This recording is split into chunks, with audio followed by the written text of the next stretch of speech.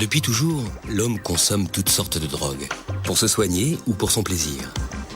Alcool, cocaïne, morphine, c'est dans le cerveau que toutes les drogues agissent. Aujourd'hui, la biologie est capable d'expliquer leurs effets au centre de nos têtes et l'étude des drogues permet à la science de mieux comprendre le fonctionnement du cerveau. Le cannabis est la drogue la plus consommée dans le monde. Pour les scientifiques, le cannabis est devenu un outil d'exploration du cerveau, un outil aussi inattendu que précieux. Originaire des contreforts indiens et chinois de l'Himalaya, le cannabis sativa est utilisé depuis longtemps pour des cérémonies rituelles et pour ses vertus thérapeutiques. Le Maroc en est le premier producteur mondial avec 2300 tonnes par an.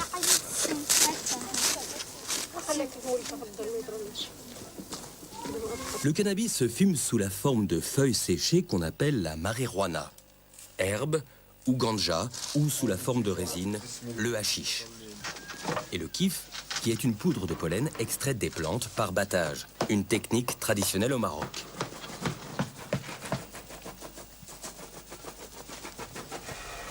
Aujourd'hui, le cannabis est devenu la drogue illégale la plus répandue dans le monde. Et plus de 160 millions de personnes la consomment. Pourtant, l'étude du cannabis a permis à des scientifiques, comme Daniel Piomelli, de découvrir un système essentiel au fonctionnement du cerveau. Un système dont personne ne soupçonnait l'existence il y a encore quelques années. Nous en savons beaucoup plus qu'il y a 10 ans, bien sûr, mais beaucoup de choses nous échappent.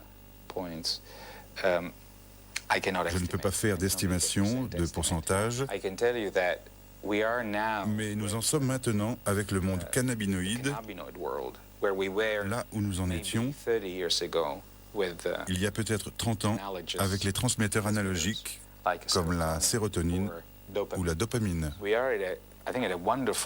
Nous sommes arrivés à un moment merveilleux où nous commençons à pouvoir réellement apprécier à quel point ce système est important. Tellement important que ça nous excite beaucoup. Mais nous n'avons pas pleinement connaissance de ce système.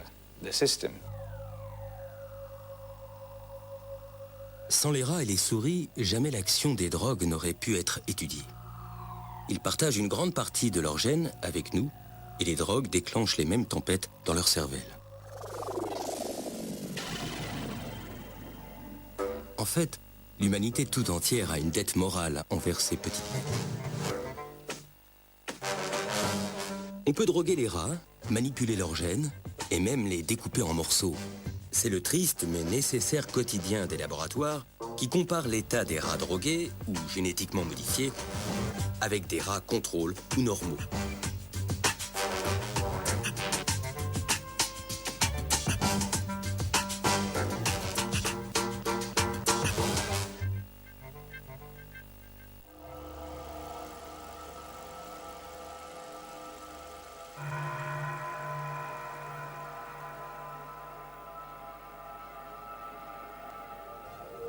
Pour agir, toutes les drogues piratent le système de communication du cerveau, car notre cerveau passe le plus clair de son temps à bavarder avec lui-même. Son bon fonctionnement repose sur un dialogue incessant entre nos 100 milliards de cellules nerveuses, les neurones. Pour faire circuler l'information, les neurones s'envoient des messages chimiques qu'on appelle les neurotransmetteurs. Que ce soit la douleur, le plaisir ou le rythme des échanges d'informations, les neurotransmetteurs régulent un équilibre subtil et complexe, dont dépend l'ensemble des fonctions de notre organisme. Entre chaque neurone, il existe un petit espace où règne une intense activité. C'est ici, dans la synapse, que les neurotransmetteurs agissent. Pour faire circuler l'information d'un neurone à l'autre, ils s'emboîtent dans les récepteurs qui leur correspondent. Au début des années 90, des chercheurs s'aperçoivent que le cannabis s'emboîte dans certains de ces récepteurs. Ce que cela veut dire, c'est que notre cerveau fabrique des molécules qui ressemblent au cannabis. Ces molécules et leurs récepteurs forment ce que ces spécialistes, comme Raphaël Maldonado, appellent le système cannabinoïde endogène. Endogène parce qu'il se trouve à l'intérieur de notre organisme. Depuis 80, on connaît qu'en effet, il y a des récepteurs spécifiques. Ça veut dire notre cerveau, notre organisme est préparé pour recevoir ces molécules. pour recevoir les cannabinoïdes. Si notre organisme a des récepteurs, des protéines spécifiques pour fixer ces cannabinoïdes, c'est pas pour sentir les effets des hachis ou de la marijuana, non. C'est parce qu'on a aussi tout un système cannabinoïde endogène. Pour avoir une idée de l'importance du système cannabinoïde endogène, je crois qu'il faudrait tout d'abord remarquer que la quantité de récepteurs cannabinoïdes, c'est beaucoup plus important que la quantité de récepteurs pour n'importe quel autre neurotransmetteur classique. Il est clair que le système cannabinoïde assure une fonction majeure dans le cerveau. Une fonction qu'on ne pouvait même pas soupçonner il y a encore 5 ans.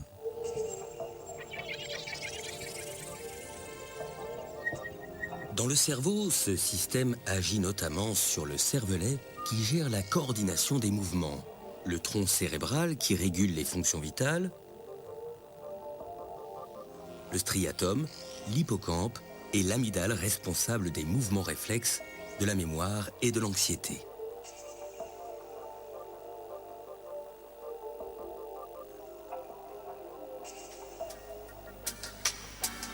Une fois les récepteurs identifiés, les scientifiques sont donc partis à la recherche de ces molécules proches du cannabis que produit notre organisme. Autant dire qu'ils se lançaient dans l'exploration d'une véritable terra incognita du cerveau.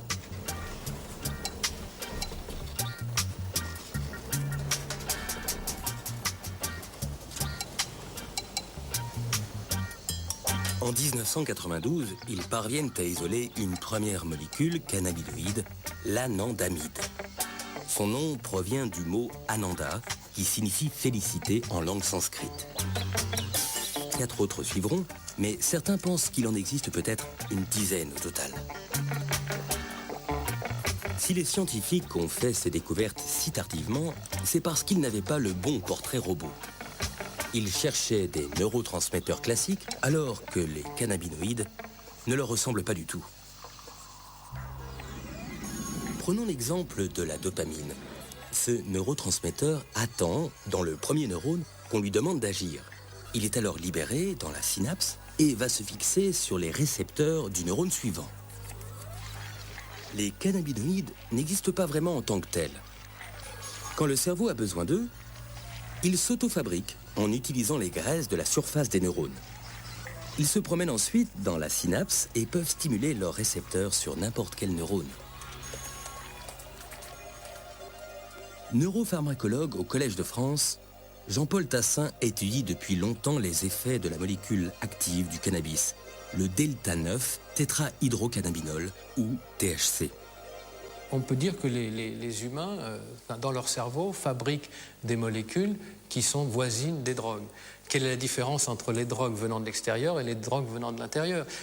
En fait, une des grandes différences, c'est la quantité. C'est-à-dire que la quantité de produits que vous prenez avec le tétrahydrocannabinol ou l'opium n'a aucune commune mesure avec ce qui est libéré dans le cerveau. Ça, c'est le premier niveau. Et puis le deuxième niveau, c'est la localisation. C'est-à-dire que les produits en question, dans le cerveau, ne sont libérés qu'à un endroit extrêmement précis, au niveau de la synapse et au niveau d'une zone qui a une dimension infiniment petite, alors que lorsque vous le prenez, que vous l'ingérez, l'ensemble du cerveau est pris par le produit. Et donc tous les sites sont simultanément stimulés. Eso es muito louco. Isso aí, pode crer.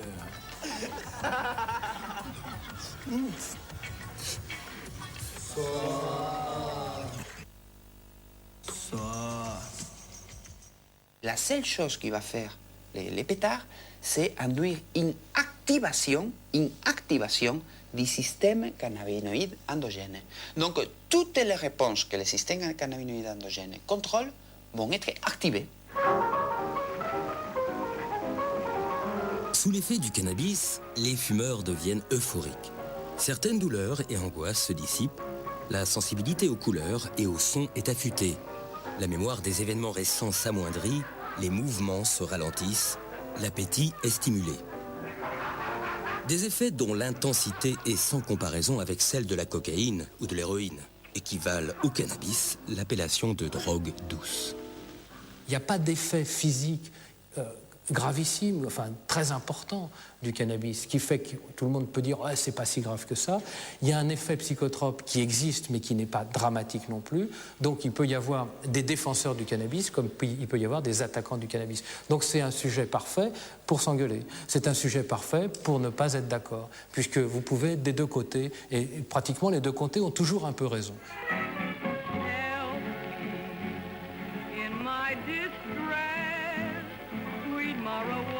Le cannabis commence à se diffuser en Europe au début du 19e siècle. Dans les années 1850, à Paris, le club des Hachichins réunit notamment les écrivains Théophile Gautier, Charles Baudelaire, Gérard de Nerval ou encore les peintres Honoré Daumier et Eugène Delacroix.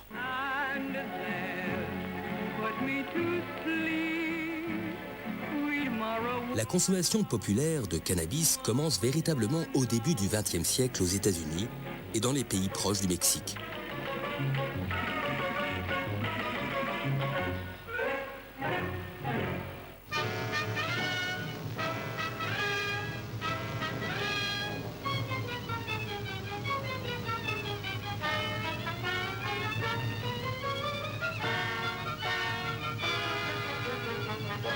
Dans les années 30, les pays occidentaux interdisent le cannabis.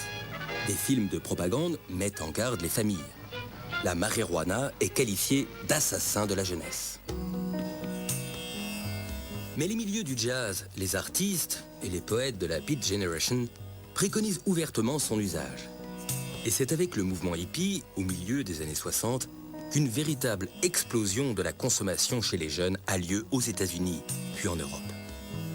Le cannabis devient la drogue du love and peace.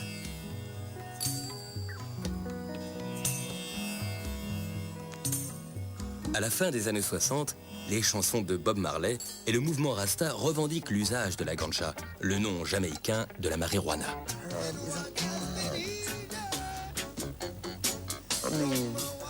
Herbs are good for everything.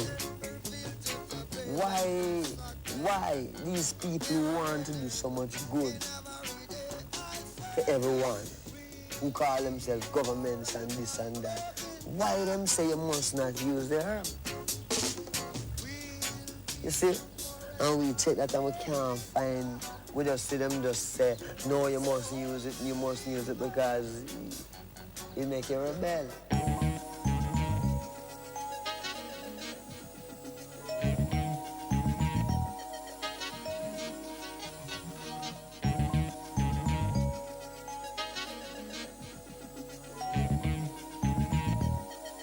On estime que 4% de la population mondiale fume du cannabis. Afin de mieux cerner ce phénomène, le ministère fédéral allemand de la Santé publique a chargé Dieter Kleiber d'interroger près de 1500 consommateurs.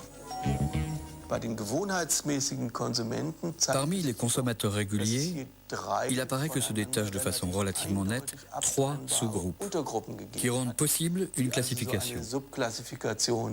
Ermöglichen und die sich inhaltlich wiederum in der Art des Konsums und der Konsummodalitäten differenzieren. Da gibt es zum einen eine Gruppe, il y a d'abord un groupe qu'on appelle les consommateurs individuels qui consomment du cannabis pour se détendre après une journée de travail, la plupart du temps seuls, tout en écoutant de la musique ou en lisant, etc. Ce premier groupe se distingue nettement de ce qu'on appelle les usagers du temps libre, qui consomment assez fréquemment, entre autres au cours de fêtes, dans des discothèques, mais uniquement en compagnie d'autres personnes et jamais lorsqu'ils sont seuls.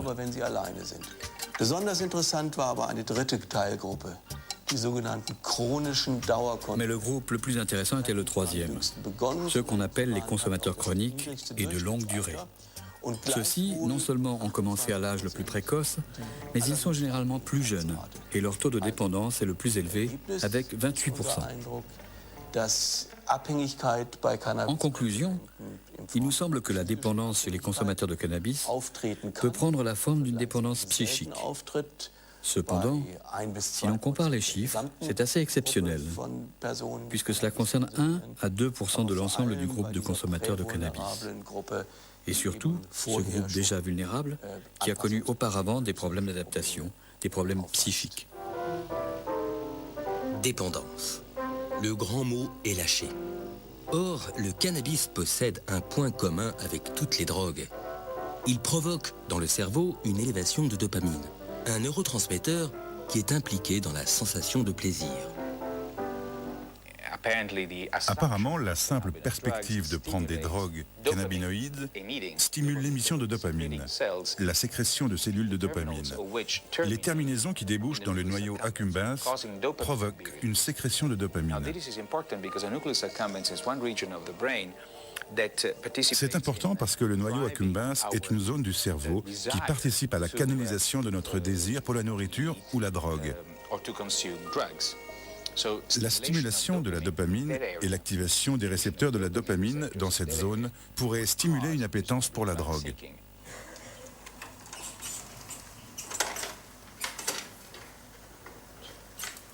Au laboratoire de Raphaël Maldonado, on teste les propriétés renforçantes du cannabis chez les souris. En clair, cette expérience permet de voir si les souris aiment le cannabis et peuvent développer une dépendance.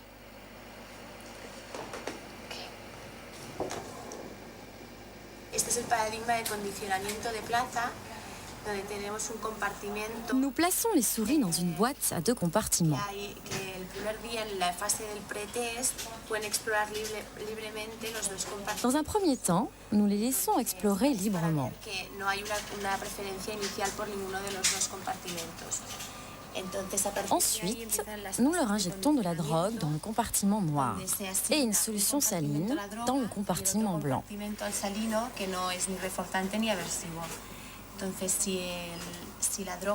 Si la drogue a des propriétés renforçantes, la souris préfère passer plus de temps dans le compartiment noir. Si elle est aversive, elle préférera le compartiment blanc. Et quand on leur injecte du cannabis, les souris passent plus de temps dans le compartiment noir, signe qu'elles l'apprécient. Mais pour mesurer le degré de dépendance chez les humains, médecins et chercheurs se reportent au manuel de référence pour diagnostiquer les troubles mentaux, le DSM-4. Ce système DSM-4 permet de définir des critères pour dire que quelqu'un a un processus d'anxiété, un processus de dépression, une schizophrénie, une dépendance. Ce sont des critères.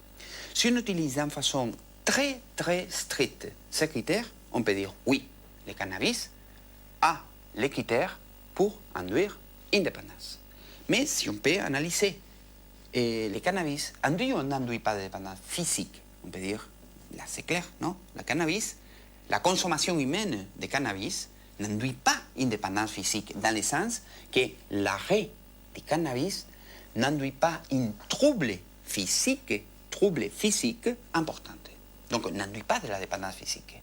Mais bien sûr, il peut induire une consommation abusive, il peut induire une perte de contrôle sur la consommation, oui.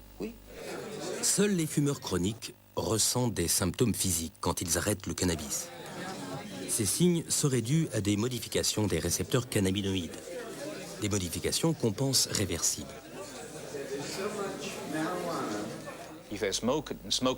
Si on a consommé pendant plusieurs années de grandes quantités de marijuana et qu'on arrête soudainement, plusieurs semaines, voire quelques mois après cet arrêt, on ressentira encore des sensations de dépression, d'anxiété, de perte d'appétit et d'irritabilité.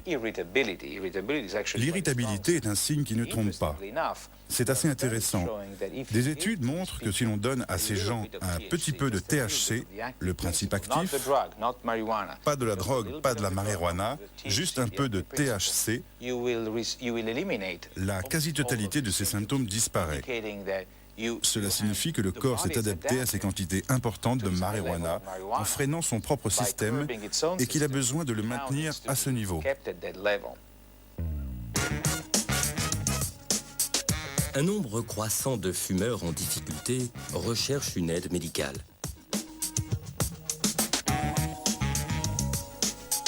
Au service d'addictologie de Philippe Attel, 3% des consultations concernent des consommateurs de cannabis.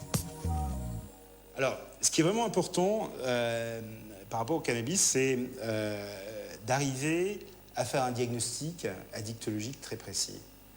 Et ça, c'est souvent complexe parce que autant on a, avec d'autres produits, une corrélation très claire entre la quantité consommée et le niveau de dépendance ou de risque. Autant avec le cannabis, on n'arrive pas, pour des raisons diverses, à apprécier ce schéma-là. Pour une raison simple, c'est qu'il est très rare que les sujets sachent exactement quel type de produit ils consomment, même s'ils ont un fournisseur qui est tout à fait régulier. La teneur en THC des produits est extrêmement variable. Smoke, Mary? Thanks. Are you sure Jimmy will be back soon? Sure, any minute.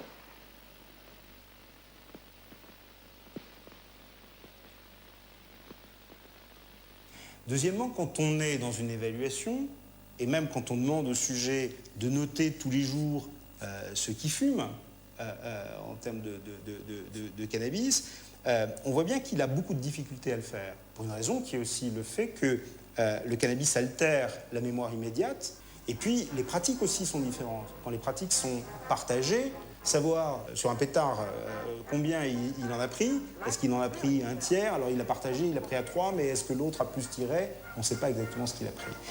Ça, c'est le premier problème. Le deuxième problème, c'est que élaborer le niveau de dépendance, c'est compliqué parce que le sujet, en règle générale, pendant très longtemps, minimise beaucoup les conséquences. Mais il les minimise pas par mauvaise foi, il les minimise parce qu'il n'a pas les moyens cérébraux, cognitifs, de se reconnaître en difficulté. Par exemple, il va vous dire « moi je fume parce que je me sens beaucoup mieux avec mes copains ».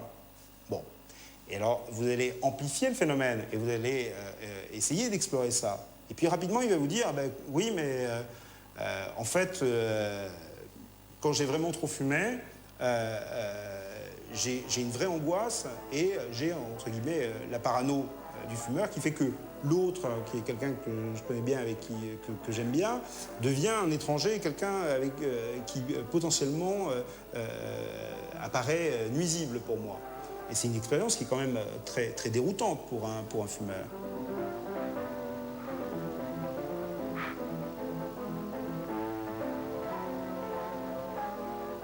J'ai des dommages, j'ai des ennuis qui sont liés à ma consommation du produit. Et que ces inconvénients, ils me pousseraient à prendre une décision d'arrêter. Et voilà ce sujet dans sa balance décisionnelle. Est-ce que je vais continuer? Est-ce que je vais m'arrêter? Et on va voir qu'il va lui-même remplir la case inconvénient. Et qu'en faisant bouger cette balance, peu à peu, on va l'aider à prendre une décision.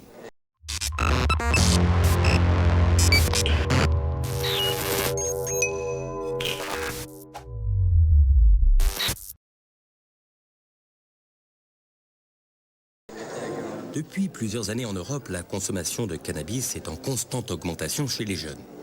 Et en France, la moitié des moins de 18 ans ont déjà fumé un joint. Selon Daniel Piomelli, cet usage précoce du cannabis pourrait avoir des conséquences néfastes sur leur jeune cerveau. Les adolescents ressemblent aux adultes sur bien des points. Ils sont aussi grands que les adultes, leur barbe pousse, ils ont une vie sexuelle, ils ont tout d'un adulte. Mais il y a une chose que les adultes perdent. C'est une grande curiosité, cette ouverture aux choses, cet intérêt intellectuel pour toute chose. Et la raison de cela est que les systèmes du cerveau qui sont impliqués dans les comportements de quête, dans les comportements d'investigation, dans la curiosité, ces systèmes se développent plus tard dans la vie, mais déjà à ce stade. Si maintenant on commence à activer ces systèmes d'une façon inappropriée, pendant cette phase de développement, les types de problèmes que l'on peut générer plus tard au cours de la vie sont considérables. Évidemment, ceux qui vont prendre du cannabis sont en principe des jeunes qui sont dans une situation d'adolescents, qui sont donc en train de se confronter à une modification, enfin une mise en place de leur personnalité en fonction de leur environnement. Et ce cannabis, lorsqu'ils le fument, va leur permettre, pendant le temps où il agit, de prendre une certaine distance par rapport à cette contrainte qui consiste à s'adapter à un environnement et à se mettre en place leur personnalité. Alors, ça peut être un avantage si c'est pris de façon modérée, puisque ça permet de se reposer, entre guillemets. Mais si c'est pris de façon régulière, alors là, cette confrontation qui est obligatoire si on veut devenir un adulte, eh bien cette confrontation est repoussée. Elle est repoussée, voire même déformée par le cannabis.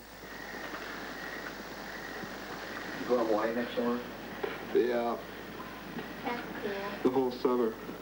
At a critical time when young people must make decisions that will shape their future, the people who become dependent upon marijuana are dependent on an escape that makes the unreal seem beautiful and the reality of life seem unnecessary. No. Dad, wake up. Come on, Dad. No time to cry. Et je pense que s'il y avait une limite à donner, cette limite, c'est à partir du moment où un adolescent commence à fumer le matin, c'est-à-dire dès le début, dès le début de la journée où il va être confronté à tous ces événements, à partir de ce moment-là, on peut se dire qu'il y a peut-être un danger et qu'il faut faire attention. Failing this, the next tragedy may be that of your daughter, or your son, or yours, or yours, or yours.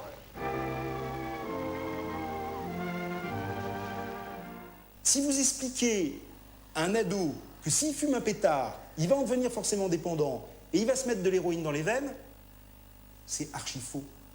On a beaucoup d'éléments pour nous montrer que c'est faux. Si on établit une communication grand public pour les dissuader de fumer là-dessus, non seulement on ne va pas le faire, mais on va probablement avoir un effet paradoxal. À haute dose, le cannabis peut entraîner une dépendance psychologique, mais pas de dépendance physique. Alors, comment faire de la prévention sur une drogue dont les effets sont, selon les scientifiques, sans gravité? Je veux bien qu'on mette des moyens sur le cannabis, et il faut le faire. Il faut faire, un, avec prudence, et deux, dans quelque chose qui prenne en compte le fait qu'il y a 50% des adolescents qui en consomment. Et qu'il n'y a pas 50% des adolescents qui sont en grande difficulté avec le cannabis. Ça, c'est pas vrai. Et si on veut nous le faire croire, ça sera très dangereux. Parce qu'on ne pourra plus jamais, en termes de politique publique, arriver à envoyer des messages de prévention. Il ne faut jamais mentir à la cible, au sujet à qui on s'adresse, en exploitant des données scientifiques qui sont fausses. Garage, you want to sample a cup entry? The bubble light. Bubble light? It's a nice sharp taste. Awesome. Quand je dis qu'il n'y a que les adolescents qui fument, j'exagère. Bon, malgré tout, c'est la réalité épidémiologique, c'est-à-dire que vous avez une consommation qui démarre pour certains à 13-14 ans, qui va augmenter jusqu'à 18, 19, 20 ans, mais après 20 ans, vous avez une baisse très très rapide de la consommation de cannabis. Ce qui est d'ailleurs une preuve que le cannabis, en soi, n'est pas un produit extrêmement addictif, puisqu'on voit bien qu'on peut s'en détacher sans difficulté. Et souvent, à partir du moment où les adultes sont rentrés dans une vie de travail et relativement régulière, ils arrêtent de consommer. Enfin, ils consomment de façon tout à fait récréative et sans importance. Charogne, Bouchard, Ordure, quelle viande, cadavre Ces dernières années, pourtant, on a accusé le cannabis de pouvoir déclencher un grave trouble psychiatrique, la schizophrénie. Cette maladie se manifeste justement à la fin de l'adolescence ou au début de l'âge adulte. Elle se traduit par une perte de contact avec la réalité, une désintégration de la personnalité, des idées délirantes, des hallucinations. Quand on voit des sujets qui ont un tableau schizophrénique et une dépendance cannabique, et qu'on reprend chronologiquement l'histoire, on se rend bien compte que avant même la prise de cannabis, il y avait des petits éléments qui étaient des signes précoces que les psychiatres ont appris à reconnaître de troubles psychotiques dans l'évolution de ce sujet. Le cannabis a un rôle promotionnel, amplificateur d'un phénomène qui est préexistant. Il semblerait qu'on ait pris à l'envers le problème de la schizophrénie et du cannabis. En effet, les schizophrènes sont particulièrement exposés à la toxicomanie. En plus de difficultés avec l'alcool et le tabac, beaucoup consomment du cannabis. Oui, les schizophrènes utilisent beaucoup de cannabis, pour des raisons qui sont d'ailleurs bien étudiées et qui sont le fait que ça leur permet, de retrouver un sentiment, sinon d'euphorie, mais de plaisir. Et on sait qu'un des symptômes déficitaires de la schizophrénie, c'est de perdre cette capacité à ressentir, et qu'on voit bien que là, le produit pharmacologiquement leur permet de le faire.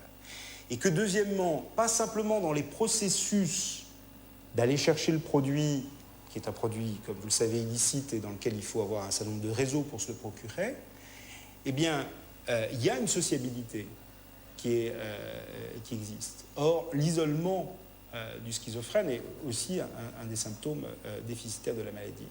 Donc, d'une manière bien évidemment trop schématique, on peut imaginer que l'usage de cannabis chez un sujet schizophrène a des effets bénéfiques qui luttent contre sa propre maladie. Les schizophrènes feraient en quelque sorte un usage thérapeutique du cannabis. C'est bien là la difficulté majeure quand on aborde la question de cette drogue. Illégal dans la plupart des pays, le cannabis possède des propriétés thérapeutiques bien connues.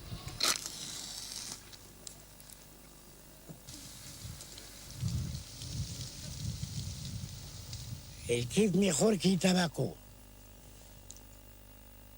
Y siempre, 50 años, yo fumar kifi.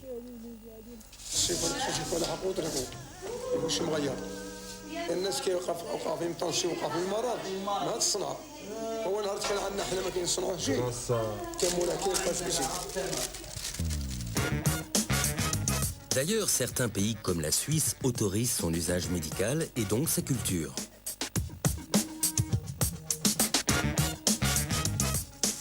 Pour moi, c'est une première, dans le sens que les médecins commencent à prescrire du chanvre aux patients en Suisse. C'est un extracteur de pollen. On va récupérer cette résine. On va la presser pour que ça prenne une forme dure, facile à transporter et à expédier à notre champ malade.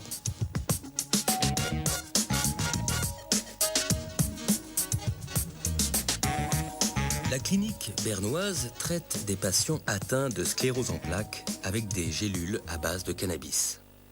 Et ça nous aide quand même à mieux dormir, certainement la nuit. Pour la nuit, c'est composé, je pense. Aussi pour réveiller plus relax. Parce que le matin, c'est quelquefois, ou la plupart des fois, c'est très difficile. Et puis, les alternatives pour ce médicament sont des médications très fortes avec des effets secondaires quand même assez prominents, j'ose dire, importants. Alors, c'est pour ça que j'ai jamais touché les autres médications contre les tremblements, contre les spasmes ou les crampes, parce que les effets secondaires étaient vraiment très, très, très forts, trop forts pour moi. Alors, j'ai laissé ça. Maintenant, avec ça, j'ai pas du tout des effets secondaires. Et j'espère que ça va m'aider. Seul l'usage médical du cannabis est permis en Suisse. 300 hectares de marijuana y poussent, mais seulement 40 sont autorisés.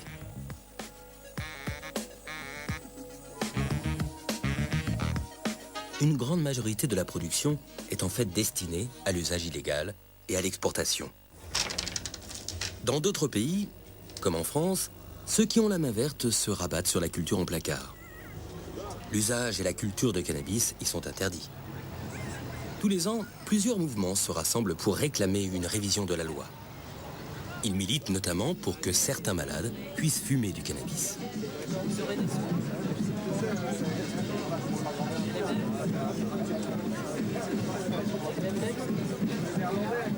Je suis en trithérapie, il y a des effets secondaires qui sont quand même assez lourds à supporter. Je me suis rendu compte que l'usage du cannabis me permettait d'atténuer ces effets secondaires. Je ne vois pas qui peut m'empêcher d'user ça, quoi. Le message de santé publique doit donc être prudent et bien adapté.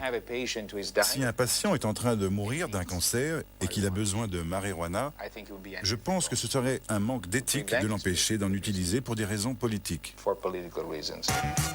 Les Pays-Bas ont été les premiers à inscrire le concept de drogue douce dans leur législation. La consommation n'y est pas considérée comme une infraction. La vente de cannabis, autorisée, est strictement réservée aux coffee shops. Tous les ans, les amateurs se réunissent à Amsterdam à l'occasion de la Cannabis Cup, une sorte de championnat du cannabis. We've got the Double Bubble. This is the kind that has been a three-time winner in the Cannabis Cup. Hey, here we go. First place. This is very clean. It's called Premier Cru. It's like the wine. It's a vintage hash.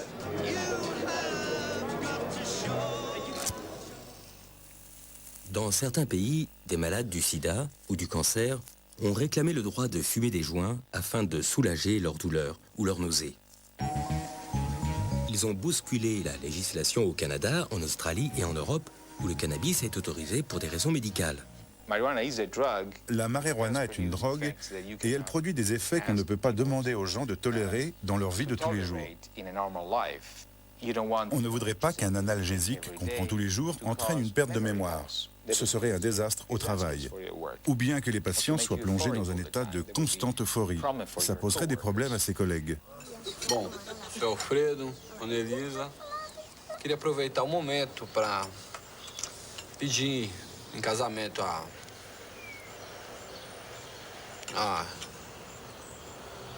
a mão da...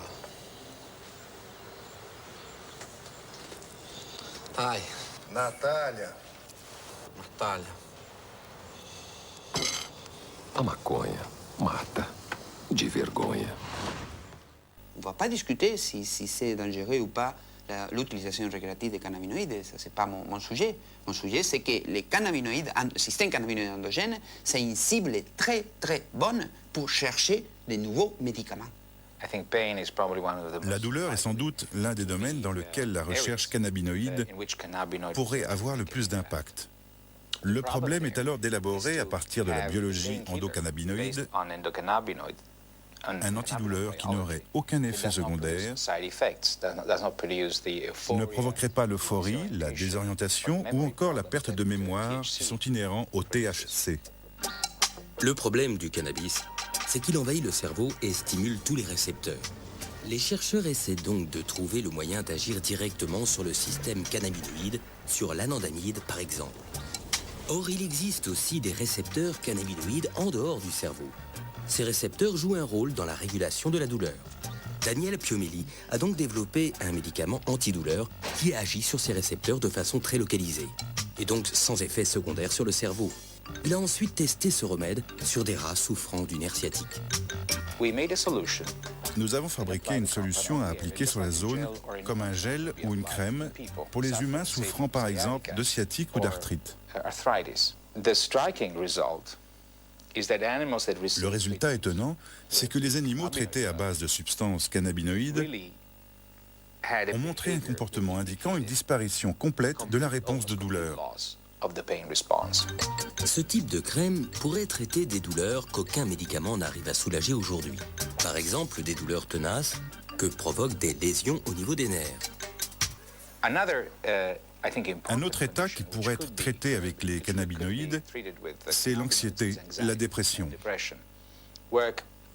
Des expériences sur les animaux ont montré que si on bloque la désactivation de l'anandamide, le chemin qui mène à la destruction de l'anandamide, et qu'on augmente la quantité d'anandamide, au lieu d'avoir les effets que provoque l'activation des récepteurs cannabinoïdes, on n'aura que des effets très sélectifs, y compris un important effet anti-anxiété chez les animaux. Quand l'anandamide a achevé sa mission dans la synapse, elle retourne dans le neurone. Elle est alors éliminée par d'autres molécules.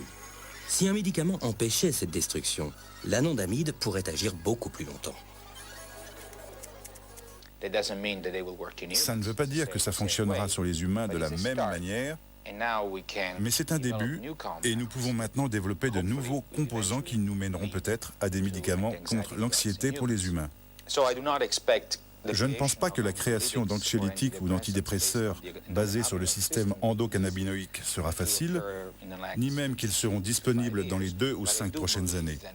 Mais je crois que dans les 10 à 20 ans à venir, des médicaments pour les troubles neuropsychiatriques basés sur le système endocannabinoïde seront utilisés à grande échelle. Plus étonnant encore, on découvre aujourd'hui que certaines maladies seraient dues à des dérèglements du système cannabinoïde. Dans le cerveau, l'hypothalamus participe à la régulation de l'appétit. Et les scientifiques ont démontré que les endocannabinoïdes pourraient agir dans cette région.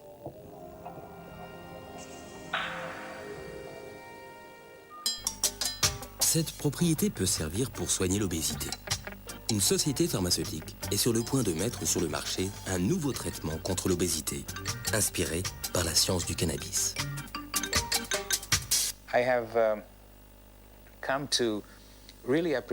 J'apprécie beaucoup plus la science que lorsque j'étais plus jeune. Je ne réalisais pas alors à quel point la science pouvait être utile pour tout le monde,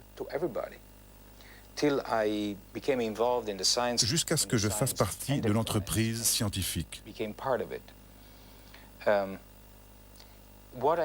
que j'ai également commencé à comprendre, c'est que cette entreprise scientifique trouve son but ultime dans la compréhension de l'humanité et dans l'aide rationnelle qu'elle lui apporte, en particulier dans le cas de la médecine. Et ce savoir doit être transmis à tout le monde. Il doit entraîner une prise de conscience collective, parce que sans cela, il n'y aura jamais de prise de conscience politique. Et sans elle, les découvertes faites dans les laboratoires ne seront pas utilisées pour des prises de décision de santé publique. Parce qu'en définitive, c'est ça qui compte. En explorant les mécanismes d'action du cannabis, les scientifiques ont découvert un système essentiel au fonctionnement du cerveau et à la régulation de l'organisme. Aujourd'hui, ils réalisent des progrès spectaculaires dans la compréhension des effets du cannabis et de notre système naturel.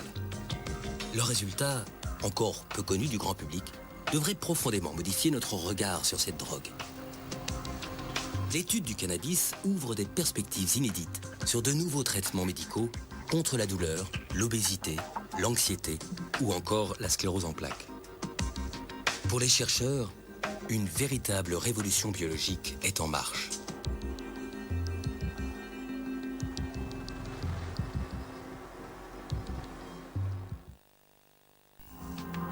Demain, le dernier volet de notre série Drogue et cerveau sera psychédélique. On y parlera des plantes hallucinogènes, de leur utilisation dans les rituels anciens et de la manière dont elles affectent notre conscience. Ces drogues, les plus vieilles drogues du monde, sont aujourd'hui détrônées par le LSD et l'ecstasy. À demain pour tout savoir ici ou sur le net.